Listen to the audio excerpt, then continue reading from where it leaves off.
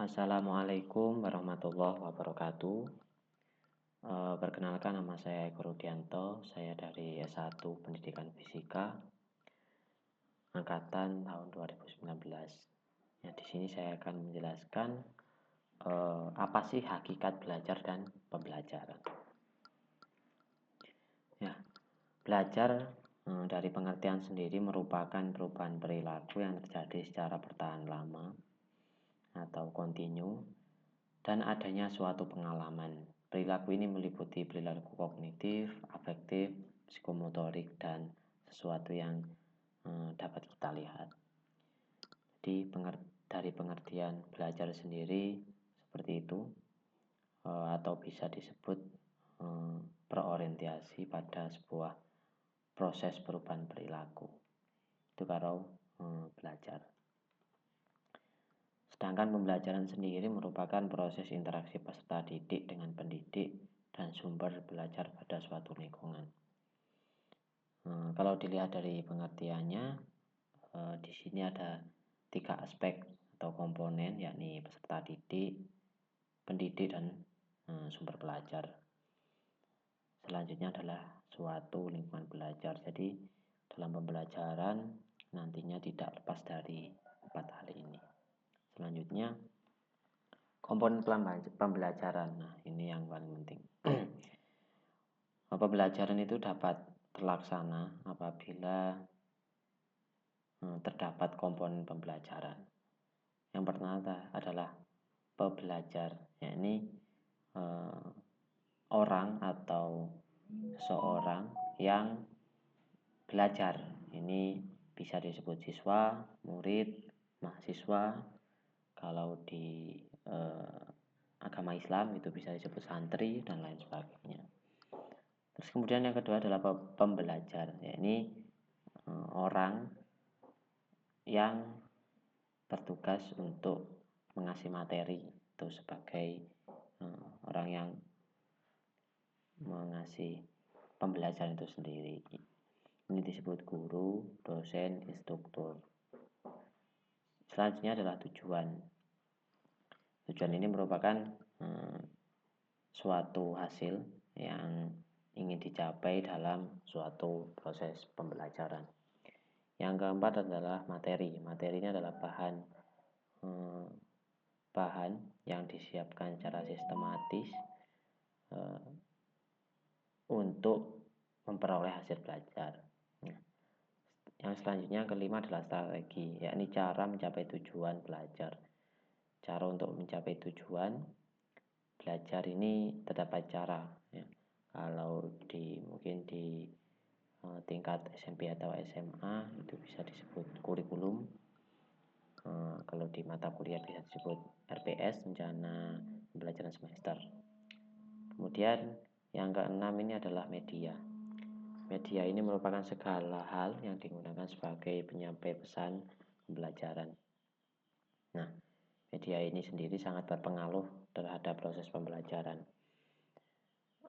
Kita melihat kondisi saat ini, pembelajaran ini sangat sekali bergantung pada media. Tidak mungkin kita melakukan tatap muka, terus kemudian berkumpul, ya maka media ini sangat mempengaruhi. Utamanya adalah media sosial untuk proses pembelajaran, platform-platform seperti Google Meet, terus kemudian Zoom, dan lain sebagainya. Kalau secara tatap muka pun media ini juga dirasa ada, seperti media pembelajaran, tunjukan PPT seperti ini, terus kemudian laptop, dan lain sebagainya, yang itu merupakan semua aspek pembelajaran. Yang ketujuh adalah evaluasi. Ini merupakan proses pengukuran dan penilaian terhadap suatu pembelajaran. Jadi pembelajaran ini harus berjalan sesuai dengan apa yang kita rencanakan. Jadi pembelajaran ini direncanakan, dilakukan, dan dievaluasi, sehingga kedepannya proses pembelajaran ini terstruktur dan terencana. Apabila ada sesuatu yang kurang pas, perlu dievaluasi dan ditekankan kembali, sehingga terciptanya pembelajaran yang dinamis, semakin maju, tidak semakin mundur. Selanjutnya, perbedaan yang mendasar antara belajar dan pembelajaran. Yang pertama belajar ini berorientasi pada hasil. Jadi maksudnya setiap orang itu bisa melakukan belajar tanpa harus melakukan step by step. Semisal belajar sepeda. Jadi belajar sepeda ini orang ini berbeda-beda. Ada yang mengayuh dulu, ada yang langsung bisa dengan hanya melihat dan lain sebagainya. Sedangkan pembelajaran berorientasi pada proses. Seperti kita belajar di sekolah. Proses berseragam, terus kemudian proses berangkat pagi, mengerjakan tugas dan lain sebagainya. Itu kalau pembelajaran.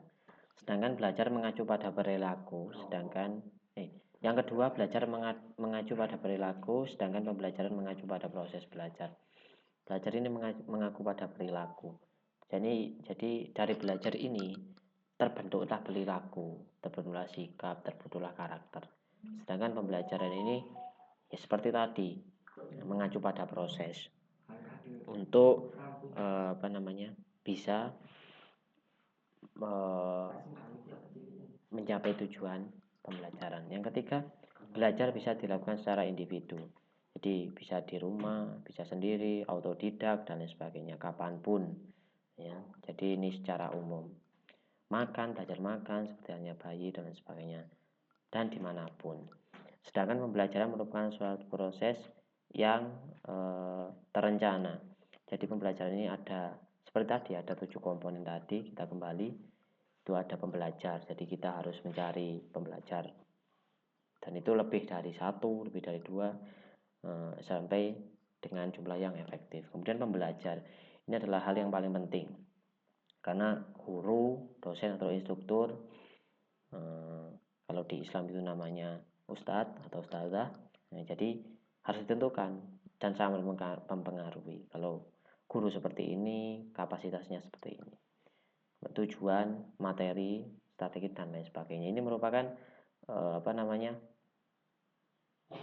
proses yang terencana, ya, tidak tiba-tiba. Kalau kita belajar gitar itu kan tiba-tiba, ya wis langsung ambil gitar kemudian belajar bisa. Selanjutnya contoh belajar. Nah, ini contoh belajar, ini belajar memainkan gitar. Jadi ini bisa autodidak, tanpa guru, tanpa rencana bisa. Contoh pembelajaran. Kalau pembelajaran sendiri adalah pembelajaran bahasa asing. Nah, ini kan kita butuh materi, butuh guru, butuh tempat, butuh tujuan, evaluasi, target dan lain sebagainya. Oke, menurut saya itu hakikat belajar dan pembelajaran. Ada kurang lebihnya mohon maaf. Assalamualaikum warahmatullahi wabarakatuh.